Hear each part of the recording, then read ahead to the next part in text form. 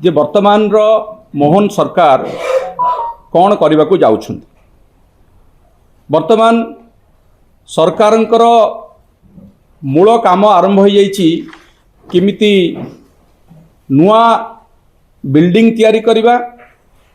आगु नुआ बिल्डिंग रे रंग दौले बोधे रंग दवा काम सरीगला।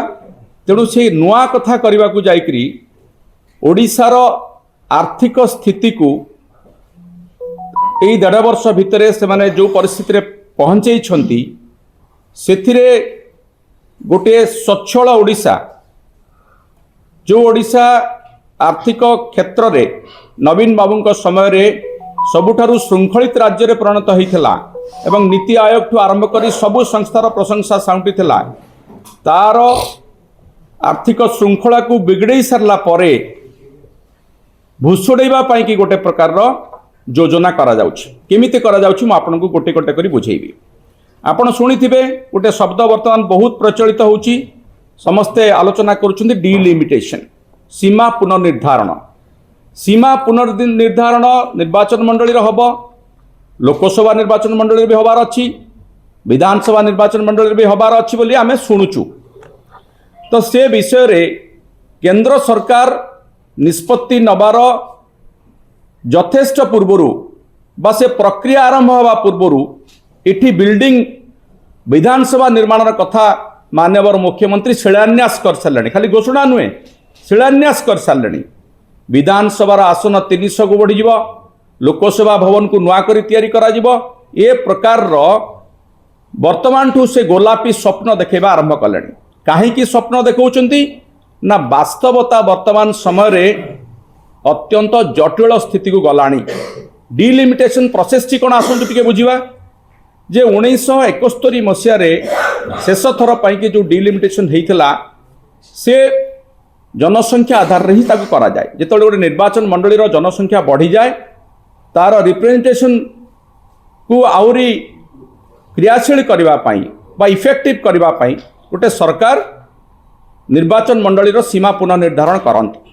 किंतु 1971 मसीह आज पर्यंत ये तमाम ये जो 25 प्राय 55 वर्ष धरिक डिलिमिटेशन कहीं ना ना से विवाद सृष्टि होती, प्रश्नवाची सृष्टि होती जे केवल जनसंख्या आधार रे डिलिमिटेशन करागले बहुत राज्यर जो माने कि जनसंख्या को नियंत्रण कर सफल भाव में से माने क्षतिग्रस्त हे। ये विवाद आज नुहे 1971 मसीह अच्छी एवं विशेषकर दक्षिण भारतीय राज्य माने याकू विरोध करुछन जे ए क्राइटेरिया अनुसार निर्वाचन मंडली सीमा पुनर्निर्धारण करा उचित नुहे।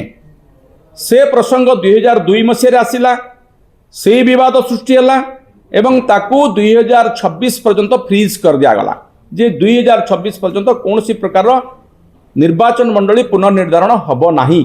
ता भितरे 2011 मसीहार सेंसस सरी जाइछि जनगणना एवं 2021 मसीहार जो जनगणना हबार थिला ताहा वर्तमान विलंबित ही चलछि एवं ताकू जहाँ घोषणा करा जाइछि एई वर्ष 2026 एप्रिल 1 रु जनगणना आरंभ हब एवं ये जनगणना 2टा फेज रे हब।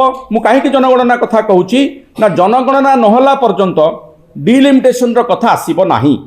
तार 2टी जो मूल दिग रही गोटे जनगणना हम जनगणना आधार रे करा जिवो एवं भौगोलिक स्थिति अनुसार करा जिवो।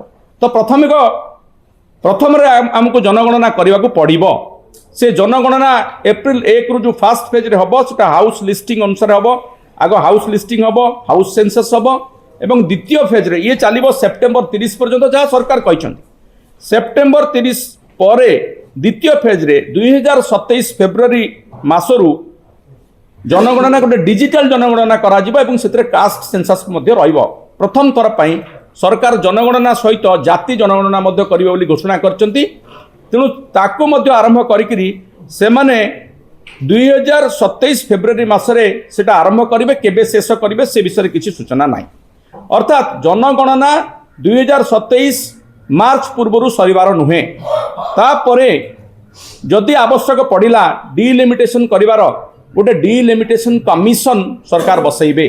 से कमिशन गोटे अनुध्यान करिवो, रिपोर्ट दबो, से रिपोर्ट आधार रे पुणी पार्लियामेंट रे आलोचना हबो एवं डिलिमिटेशन हबो कि नहीं ता पार्लियामेंट स्थिर करिवो, सरकार केंद्र सरकार स्थिर करिवे, तापर जाके प्रोसेस हबो। अर्थात आपण बुझंतु 2027 2028 रे ए जो सब प्रोसेस जदि सरिला 2029 निर्वाचन रे साधारण निर्वाचन रे मध्य सीमा पुनर्निर्धारण हो पारिबो कि नहीं ता मध्य गोटे बड़ प्रश्नवाची। मु कहीं केते कथा आपण मानकु कहली, अर्थात जो कथा ए पर्यंत स्थिर होई नाही, जो कथा सरकार जनगणना आरंभ करि नांती ताकू शेष करि नांती, डिलिमिटेशन कमिशन बसी नाही, डिलिमिटेशन कमिशन रिपोर्ट देई नाही, सरकार पुणी स्थिर कर नांती को आधार रे करिवे, आधार मध्य स्थिर होई नाही, ताकू से स्वप्न को देखैकरी वर्तमान राज्य रे मुख्यमंत्री 300 आसन विशिष्ट विधानसभा बोली घोषणा कर सारलेनी। ये से प्रकार कथा गाँ गली आमर गोटे ढग अच्छी मूलरू स्त्री नाई पुओ ना गोपालिया, तेणु जो कथा बर्तमान ये करने को चाहते ये कहीं करुँच प्रश्न होची ये सरकारंकर वर्तमान समय रे से माने गोटे संकट रे अछंती। राज्य रे बीजेपी सरकार आसीबा आज 18 मास पूर्ण कि 19 मास पाखापाखि गलानी। ये 18 मास भितरे ये सरकार निजे निजे संकट तैयारी करुचंती। आर्थिक संकट कथा मु आपन को टिके कहबा को चाहिबी। जो स्थिति 2001 मसिया रे नवीन बाबू आसला बेलू थिला 2001 बेलू से स्थिति वर्तमान राज्य रे धीरे धीरे फेरिबा को आरंभ करिछि। आपण जानंती जे वर्तमान समय रे राज्यर ऋण भार केते अछि। नवीन बाबू जो सरकार छाड़िले 2024 मसीह सेतबेले 78,000 कोटी टंका ऋण थिला। एबे एई 1.5 वर्ष भितर ये सरकार 91,000 कोटी टंका ऋण कर सारलेनी एवं सेतिरु 38% लोन कराई ओपन मार्केट रु जार सुध हार यथेष्ट अधिक।